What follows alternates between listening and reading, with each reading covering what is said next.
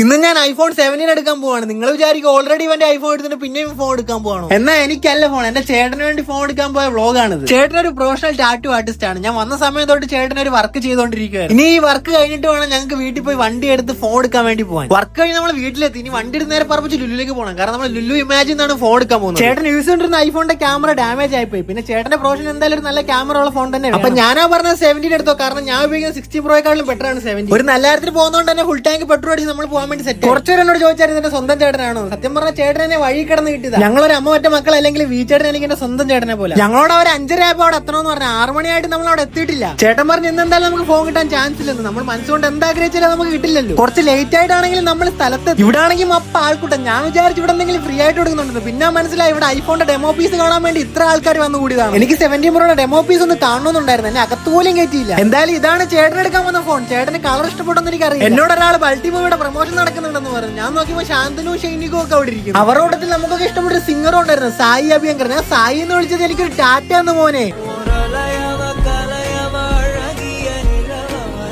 അപ്പൊ എല്ലാരും ഓഗസ്റ്റ് 29 പോയി പടം കണ്ടിട്ട് എന്നോട് അഭിപ്രായം പറയണം. എന്നിട്ടാണ് എനിക്ക് പോയി. ഞാൻ അവിടെ വരെ പോയി തിരിച്ചു വന്നപ്പോഴത്തേക്കും ചേട്ടൻ ഫോണിന്റെ കളർ വരെ മാറ്റിക്കളയും. ഞാൻ ചോദിച്ചോ പറയാം എനിക്ക് വെള്ളയാണ് ഇഷ്ടം. വെള്ളയെങ്കിൽ വെള്ള. എന്തായാലും ചേട്ടൻ ഹാപ്പിയാണ്. പിന്നെ ഇവിടുത്തെ കസ്റ്റമർ സർവീസ് നൈസ് ആയിരുന്നു. കാരണം ഇവർ നമ്മളെ നൈസായി ഡീൽ ചെയ്യും. ചേട്ടന് കുറെ ഡൗട്ട് ഉണ്ടായിരുന്നു, അതെല്ലാം ഇവർ ക്ലിയർ ചെയ്തു. അതാണെങ്കിലും നമ്മൾ എടുക്കാൻ ആഗ്രഹിച്ച സാധനം നമ്മൾ എടുത്തിട്ടുണ്ട്. ഇനി നമുക്ക് ഫുഡും കഴിച്ച് നേരെ വീട്ടിലോട്ട് പോകാം. എനിക്ക് 16 പ്രോ എക്സ്ചേഞ്ച് 17 പ്രോ എടുത്താൽ കൊള്ളാന്നുണ്ട്. നിങ്ങളുടെ അഭിപ്രായം എന്താണെന്ന് വെച്ചാൽ കമന്റ് ബോക്സിൽ അറിയിക്കുക. അപ്പൊ ശരി.